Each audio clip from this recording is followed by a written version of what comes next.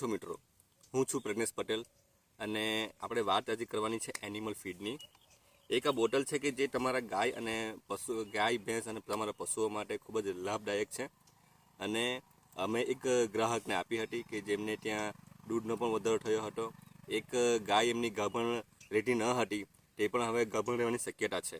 હવે એ જ ગ્રાહકને ત્યાં બોટલ પૂરી થઈ ગઈ છે અને એમણે ફરી પાછી મંગાવી છે. તો એ ફરી પાછી મંગાવવાનું કારણ શું? કારણ કે એમને વિશ્વાસ આવ્યો છે અને આ પ્રોડક્ટ ખરેખર સારી છે, આયુર્વેદિક છે.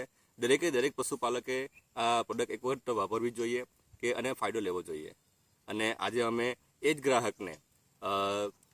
ગ્રાહકને ફરી પાછા આજે આ બોટલ્સ આપવા જવાના છે.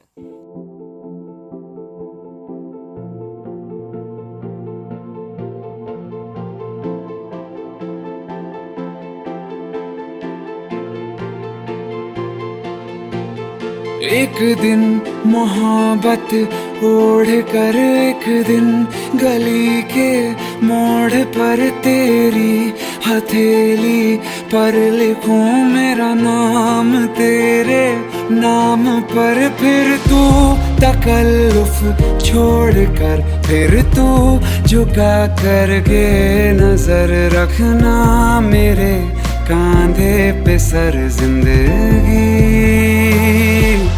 कुछ तो बता जिंदगी,